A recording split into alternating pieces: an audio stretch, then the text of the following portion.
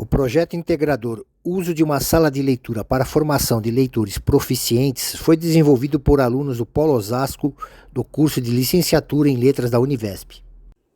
O relatório do projeto integrador é dividido basicamente em 4 partes: introdução, desenvolvimento, resultados e considerações finais. Mas aqui nesse vídeo faremos uma apresentação bem mais sucinta. O objetivo deste projeto integrador é a elaboração de um plano de aula para promover e estimular a prática da leitura a fim de desenvolver habilidades de compreensão e interpretação de textos, bem como formar leitores proficientes entre alunos do 5º ano do ensino fundamental da Escola Estadual Floristela, escola que está localizada no município de Carapicuíba. Conforme relato da coordenadora pedagógica da Escola Estadual Floristela, muitos alunos apresentam dificuldades de compreensão e interpretação de textos, gerando um comprometimento em relação ao processo de alfabetização básica, trazendo dificuldades para se alcançar a qualidade desejada no final do ciclo. E assim o grupo concluiu que trabalhar com esse assunto seria bastante conveniente, já que essa dificuldade foi constatada e também porque é um assunto previsto na BNCC para alunos do ensino fundamental. Para a realização deste projeto integrador, foi adotada a metodologia do Design Thinking, que é uma ferramenta para integração de habilidades e mentalidades inovadoras, utilizando a técnica de brainstorming, ou chuva de ideias. Entre as 5 escolas contatadas pelos membros do grupo, a escola professora Floristela foi escolhida. Optou-se por elaborar o plano de aula nessa escola porque a coordenadora de gestão pedagógica mostrou-se disposta a colaborar com esse projeto e também porque foi constatado que os alunos apresentam dificuldades na compreensão e interpretação de textos, além do que existe uma sala de leitura na escola que está subutilizada.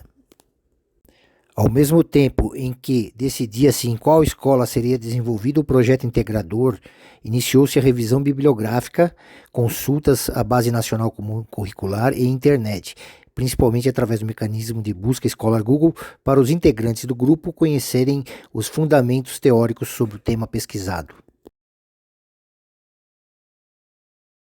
O plano de aula é um documento que define qual será o tema, o objetivo e a metodologia a ser utilizado numa aula, bem como as formas de avaliação e outras informações relevantes. Segundo Takahashi Fernandes, os elementos conceituais do plano de aula são estrutura didática, temática, objetivo, conteúdo programático, estratégias e recursos didáticos, duração e referências. Valentim enfatiza a necessidade de serem observadas as exigências da BNCC quanto à utilização de novas nomenclaturas e especificações e classifica os elementos conceituais do plano de aula em componente curricular, unidades temáticas, objetos do conhecimento, habilidades, metodologia e avaliação. Como já foi dito, o objetivo desse projeto é a elaboração de um plano de aula para promover e estimular a prática da leitura a fim de desenvolver habilidades de compreensão e interpretação de textos dos alunos da Escola Floristela. A interpretação de textos, segundo Massini Cagliari, constitui uma das práticas de ensino de português mais difundidas. Pode-se afirmar que está presente em salas de aulas de professores cuja atitude perante o ensino é bastante diversa e cuja prática escolar exclui ou não o livro didático. Em sua proposta de plano de aula, Bezerra incorpora esses conceitos fundamentais e as exigências da BNCC, porque enfatiza estratégias voltadas à leitura compartilhada e às situações nas quais as crianças escolham o que ler, conversem e expressem opiniões sobre textos lidos e ouvidos.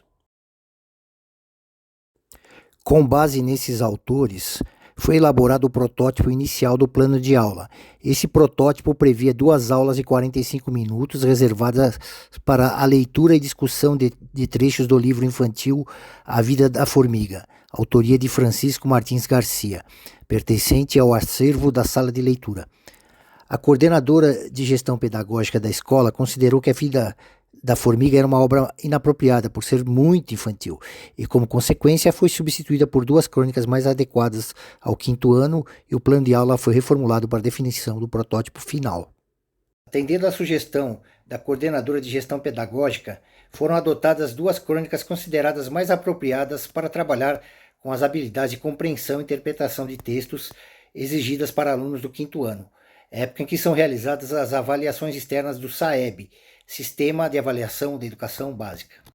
As crônicas adotadas são O Homem da Favela, autoria do escritor mineiro Manuel Lobato, e uma crônica sem título atribuído, onde o protagonista reage de uma maneira totalmente incoerente quando sua residência e seu bairro são atingidos por uma enchente.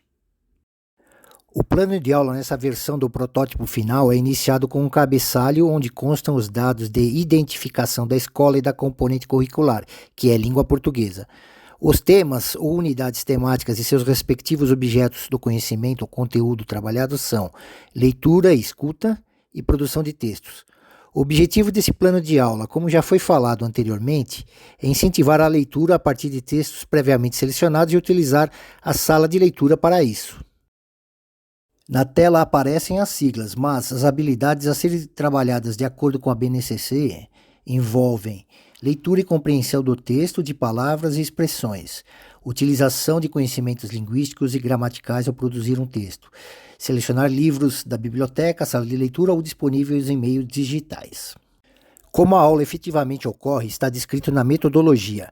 Estão reservadas 2 aulas de 45 minutos que serão divididas em 5 etapas para a leitura e discussão dos textos O Homem da Favela e da crônica de Cocó e Heiler.